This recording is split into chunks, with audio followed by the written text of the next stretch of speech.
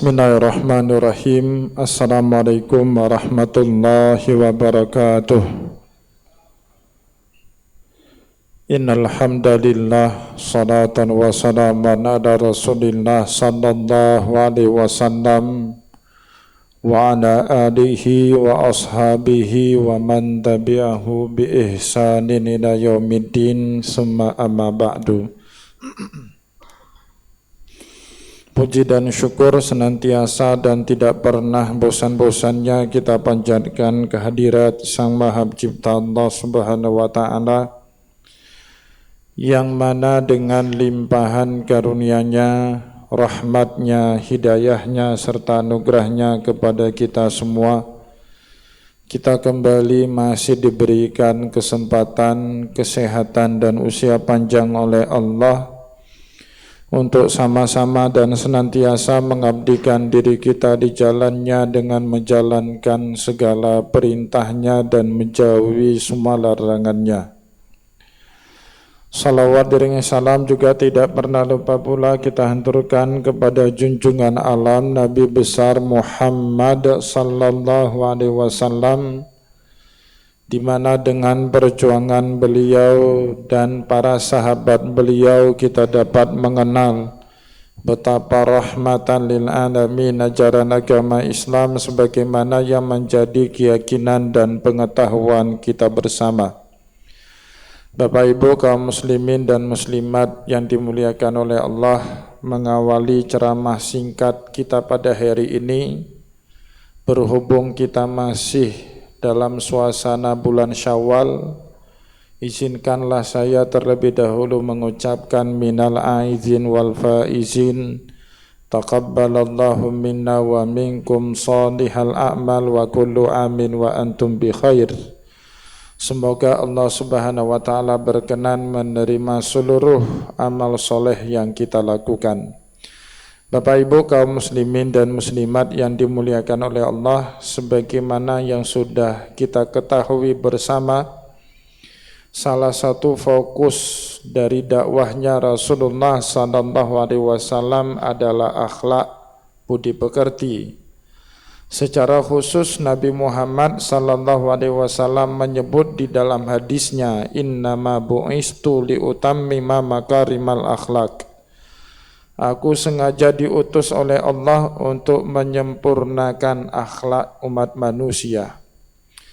Bahkan akhlak ini bukan hanya sekedar menjadi retorika dakwahnya Rasulullah, tetapi langsung Nabi Muhammad sallallahu alaihi wasallam menunjukkan contoh bagaimana seharusnya akhlakul karimah itu dihidupkan dalam berinteraksi sosial dengan sesama manusia. Sebab itulah berulang-ulang kali Allah Subhanahu wa Ta'ala di dalam Al-Quran memuji keluhuran akhlak budi pekerti Nabi kita Nabi Muhammad sallallahu alaihi wasallam. Misalnya di dalam ayat yang sering dikutip oleh para mubaligh kita, Allah Subhanahu wa Ta'ala berfirman pada ayat tersebut, laqad kana lakum fi rasulillahi uswatun hasanah.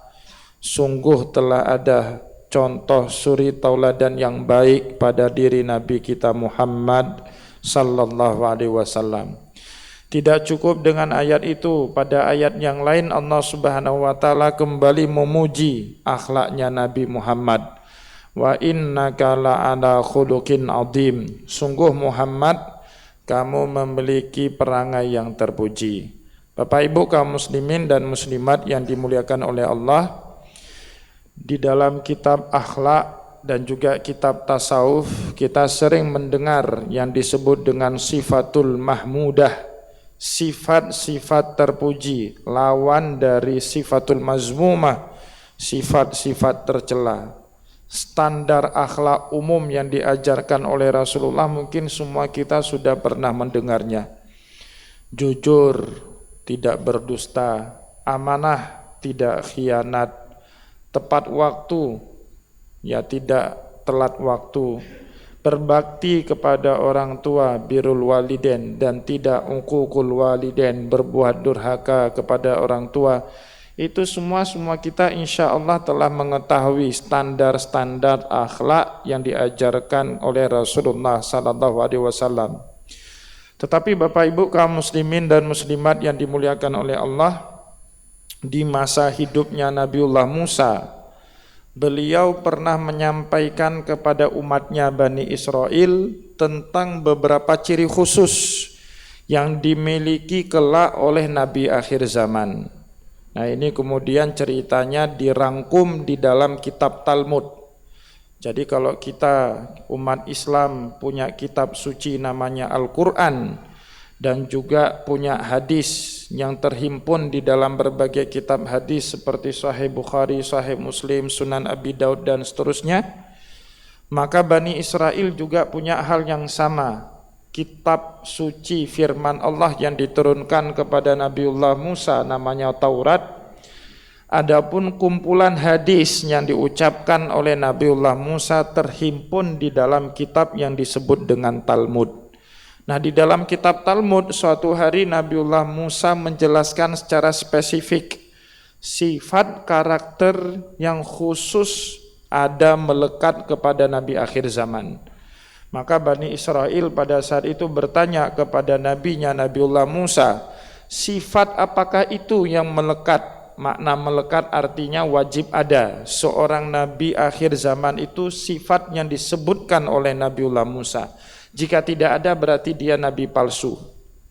Maka kaum muslimin yang dimuliakan oleh Allah, di dalam Al-Quran berulang-ulang kali juga Allah Subhanahu wa ta'ala memastikan yang namanya ahlul kitab, baik orang Yahudi maupun Nasrani, pasti mengenali Nabi Muhammad sebagaimana mereka mengenali anak kandung mereka sendiri. Alladzina atainahumul kitaba ya'rifunahu kama ya'rifuna abnahum. Kenapa demikian? Karena begitu jelasnya, begitu detailnya perincian yang disampaikan oleh Nabiullah Musa, oleh Nabiullah Isa tentang akhlak, karakter, sifat dari Nabi akhir zaman. Nah, salah satu yang paling menonjol dari sifat-sifat tersebut dijelaskan oleh Nabiullah Musa dalam kitab Talmud. Nabi akhir zaman itu la tajzi as-sayyi'ata bimisliha. Dia tidak pernah membalas keburukan orang kepada dirinya dengan keburukan yang sama.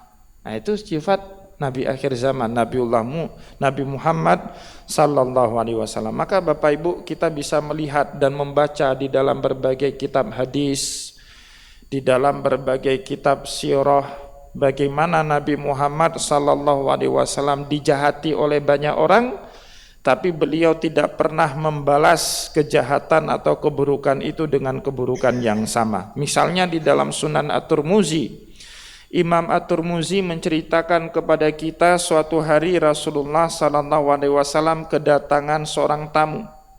Nama tamu itu Adi bin Hatim. Beliau hari itu jadi tamu Rasulullah, padahal sebelumnya ini orang termasuk manusia yang paling membenci Nabi. Kerjaannya sehari-hari menghujat Nabi, menjelek-jelekkan Nabi. Bahkan dia termasuk orang yang menyusun strategi untuk melakukan usaha pembunuhan kepada Rasulullah sallallahu alaihi wasallam.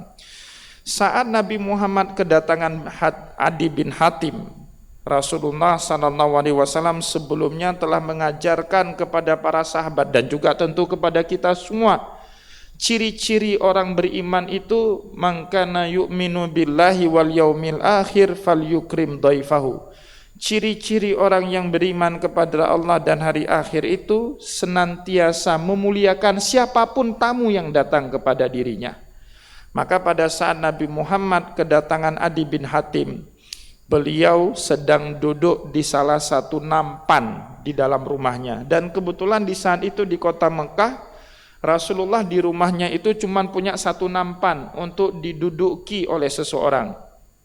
Saat beliau kedatangan tamu Adi bin Hatim, Rasulullah menyambutnya dengan ramah, menyambutnya dengan hangat, bahkan menyuguhkan makanan dan minuman. Bukan hanya itu, nampan yang diduduki oleh Rasulullah itu diserahkan, digelar, sehingga dipersilakan kemudian Adi bin Hatim duduk di atas alas tersebut. Nah, Bapak Ibu yang dimuliakan oleh Allah, Peristiwa ini disaksikan oleh istri Nabi Muhammad, Khadijah binti Khuwailid Al-Kubra. Ternyata untuk yang akhir kali ini itu kurang berkenan sama Khadijah. Mungkin kalau Rasulullah menyambut tamunya dengan hangat, meskipun itu musuhnya Nabi Muhammad, Khadijah masih bisa nerima. Meskipun Nabi Muhammad menyuguhkan makan dan minuman kepada musuhnya, Khadijah juga masih bisa menerima. Tapi saat alas tempat duduknya Nabi diberikan kepada musuhnya, sedangkan Nabi duduk melantai di atas tanah, itu tidak bisa diterima sama Khadijah. Maka kemudian diam-diam Khadijah memberi isyarat, memanggil Nabi Muhammad masuk sebentar dalam kamar. Diberikan isyarat agar Nabi Muhammad masuk sebentar dalam kamar. Nabi Muhammad pun mengikuti isyarat tersebut. Masuk Nabi Muhammad ke dalam kamarnya Khadijah. Kemudian Khadijah binti Khuwailid protes sama Rasulullah, "Ya Rasulullah, untuk apa engkau melakukan itu semua berbaik hati sampai-sampai tikar yang kau duduki itu engkau gelar dan mempersilakan Adi bin Hatim musuhmu duduk di atasnya. Padahal dia sehari-hari selalu menghujat, menjelek-jelekkan dirimu." Bapak Ibu kaum muslimin yang dimuliakan oleh Allah, apa jawaban Nabi Muhammad pada saat itu? Rasulullah sallallahu alaihi wasallam dengan tegas, dengan yakin dan dengan sangat mantap tanpa ragu-ragu sama sekali beliau berkata, "Adapun Adi bin Hatim yang senang melecehkan dan memaki diriku, itu akhlaknya dia Adi bin Hatim. Sedangkan memuliakan tamu, itu akhlaknya Muhammad, Nabi utusan Allah Subhanahu wa taala." Kaum muslimin yang dimuliakan oleh Allah, itu salah satu la tajzi as-sayyi'ata bimisliha, karakter khusus yang itu hanya bisa kita peroleh melalui pengajaran Nabi. Karena kalau kita pakai akal logika manusia, itu enggak masuk dalam pertimbangan, yang enggak masuk al-aqliyah, enggak masuk dalam struktur logis kita. Seharusnya kalau ada orang yang jahat sama kita, maka kita akan membalas kejahatan itu dengan kejahatan yang sama. Tetapi ternyata akhlak ini standarnya itu bukan yang dipandang baik oleh manusia. Karena itu dalam ilmu sosial namanya etika. Sesuatu yang dipandang baik oleh manusia namanya etika. Sedangkan akhlak itu sesuatu yang dipandang baik oleh Allah, meskipun menurut kacamata manusia yang awam itu hal yang enggak baik. Maka Allah akliyah, tidak bisa dinalar sama manusia. Karena dengan nalar kita seharusnya kalau ada orang yang jahat dengan kita, maka kita akan membalas kejahatan itu dengan kejahatan yang sama. Bapak Ibu kaum muslimin yang dimuliakan oleh Allah, bukan hanya itu. Ada satu lagi peristiwa yang menurut saya paling heroik. Tahun 8 Hijriah atau 8 tahun setelah Nabi Muhammad diusir keluar dari kota Mekah. Bahkan bukan hanya diusir, Nabi Muhammad mengalami usaha pembunuhan sama orang-orang Quraisy. 8 tahun kemudian Nabi Muhammad bisa kembali ke kota Mekah sebagai pemenang. Peristiwa itu disebut dengan Fathul Mekah, dan Allah abadikan itu dalam surat An-Nasru. Idza jaa nasrullahi wal fath wa ra'aitan nasa yadkhuluna fi dinillahi afwaja fasabbih bihamdi rabbika wastaghfir. Hari itu 8 tahun setelah Nabi Muhammad dihina, dilecehkan, disakiti, dibunuh, beliau kembali ke kota Mekah sebagai pemenang. Dan kekuasaan mutlak ada di tangan Nabi Muhammad. Kalau Nabi Muhammad mau membalas semua orang yang jahat sama beliau, sah. Nabi Muhammad punya kekuasaan pada hari itu. Tapi karakter Nabi kita itu la tajzi as-sayyi'ata bimisliha. Beliau tidak pernah membalas keburukan dengan keburukan yang sama. Maka Bapak Ibu, di dalam sejarah, apakah sejarah yang ditulis oleh sarjana muslim ataupun kitab-kitab sejarah, buku-buku sejarah yang ditulis oleh sarjana barat, tidak pernah satupun ada catatan pada hari itu Nabi Muhammad membalaskan dendam yang pernah dilakukan oleh orang Quraisy kepada dirinya. Sebaliknya, hari itu Nabi Muhammad sallallahu alaihi wasallam berkata, "Man dakhala ila baitihi fahuwa amin." Kalian yang dulu sakiti aku, kalau kalian masuk ke dalam rumah, kunci rapat-rapat pintu rumah kalian, kalian aman, tidak ada satupun pasukan saya yang akan mengganggu kalian. Wa man dakhala ila baiti Abi Sufyan fahuwa amin. Yang masuk ke rumah pimpinan kalian Abu Sufyan, padahal sebelumnya Abu Sufyan ini adalah orang terdepan yang paling membenci Nabi Muhammad. dia juga akan selamat. Wa man dakhala ila masjidil haram fahuwa amin. Yang masuk ke dalam Masjidil Haram, minta perlindungan di dalam Masjidil Haram, maka dia juga tidak akan saya apa-apakan. Kaum muslimin yang dimuliakan oleh Allah, ternyata karakter seperti itu juga dimiliki oleh nabi-nabi sebelum Nabi Muhammad. Kita boleh baca nanti banyak kisahnya di dalam Al-Quran, bagaimana setiap nabi, bagaimana setiap rasul yang pernah Allah Subhanahu wa taala utus ke tengah umat manusia pasti punya sifat yang sama seperti Nabi Muhammad. Salah satunya la tajzi as-sayyi'ata bimisliha. Mereka tidak pernah membalas keburukan orang kepada mereka. Misalnya Nabiullah Yusuf alaihissalam. Kurang jahat apa itu? Saudara-saudaranya Yusuf, abang-abangnya Yusuf, saat Yusuf masih sangat kecil karena termakan cemburu. Yusuf sangat dekat sama orang tuanya, sama bapaknya Yakub, sama ibunya Sayyidah Rahel. Akhirnya abang-abangnya ini buat strategi, buat pengkhianatan. Dicampakkannya Yusuf kecil ke sebuah sumur tua. Setelah itu diceritakanlah cerita hoaks, cerita palsu kepada bapaknya. Kalau Yusuf itu fa'akalahu zi'bu, telah dimakan sama serigala. Yakub tahu anak-anaknya ini berdusta, tapi Yakub tidak punya bukti. Dan mulailah saat itu Nabiullah Yusuf alaihissalam mengalami dinamika kehidupan yang gak sederhana. Beliau diambil sama para pedagang, dibawa ke Mesir yang jauh sekali dari kampung halaman beliau. Bahkan di Mesir saat itu dijual di pasar budak. Orang merdeka, anak orang terhormat, anak seorang nabi, tiba-tiba jatuh kelas sosialnya menjadi seorang hamba saya, gara-gara makan api cemburu abang-abangnya. Bukan hanya itu, setelah dibeli sama seorang wanita Zulaikha, kena fitnah lagi dengan Zulaikha. Banyak perempuan tertarik sama Yusuf, sampai Yusuf kemudian berkata, qala rabbi sijinu ahabbu ilayya mimma yad'unani ilaih. Ya Allah, kalau saya diajak terus kena fitnah seperti ini, lebih baik saya masuk penjara saja. Akhirnya masuk penjara Nabiullah Yusuf, mendekam dalam penjara sekian lama. Tapi kaum muslimin yang dimuliakan oleh Allah, setelah terpisah jauh dari orang tua, kemudian jadi hamba saya, masuk lagi dalam penjara, padahal beliau tidak pernah buat dosa. Akhirnya Allah Subhanahu wa taala mengangkat tinggi derajat Nabiullah Yusuf alaihissalam. Beliau jadi menteri di saat itu. Nah, puluhan tahun kemudian bertemu lagi dengan saudara-saudaranya yang berjumlah 10 orang itu yang pernah jahat sama beliau. Akhirnya singkat cerita, saudara-saudaranya ini mengenali balik. Ternyata yang jadi menteri saat itu di Mesir adalah saudara mereka dulu yang mereka pernah campakkan ke sebuah sumur tua namanya Yusuf.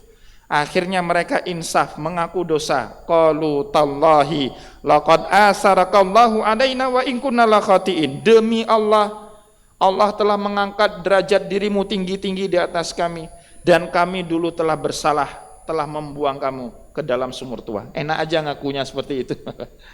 Ya, udah salah, enak aja minta maaf semua. Kalau kita mungkin jadi orang seperti Nabiullah Yusuf nggak akan memaafkan. Tapi apa jawaban Nabiullah Yusuf pada hari itu? Qala la tasriba alaikumul yaum yaghfirullahu lakum wa huwa arhamur rahimin. Saya tidak mau mencela kalian, saya tak akan memaki kalian. Yaghfirullahu lakum, yang sudah-sudah dosa kalian semuanya dimaafkan sama Allah, wa huwa arhamur rahimin, dan Allah Maha Pengasih lagi Maha Penyayang. Sebab itulah Bapak Ibu kaum muslimin dan muslimat yang dimuliakan oleh Allah, Imam Ibnu Rajab Al-Hambali di dalam kitabnya Mukhtasar Nihayatul Qasidin, beliau suatu hari di bulan suci Ramadan, tepatnya di akhir penghujung dari Ramadan, Ashrul Awakhir, di puncak-puncaknya seharusnya kita beribadah, beliau tiba-tiba dalam iktikafnya di masjid bermimpi ketemu dengan Rasulullah SAW di dalam mimpinya.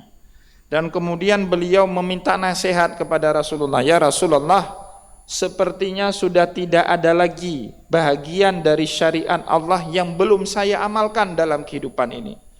Oleh karena itu ya Rasulullah, jika memang ada satu bahagian yang belum saya kerjakan, tolong beritahu saya, sehingga saya bisa menjadi orang yang bertakwa. Maka kaum muslimin yang dimuliakan oleh Allah, Rasulullah SAW pun memberitahu Imam Junaid Al-Baghdadi Junaid, ada satu yang belum kau kerjakan. Apa itu? Kita nggak akan pernah menjadi orang sesungguhnya yang baik, tidak akan pernah menjadi orang yang bertakwa, kata Rasulullah, sampai kita mengamalkan itu. La tajzi as-sayyi'ata bimisliha. Jangan pernah balas keburukan orang kepada kita dengan keburukan yang sama.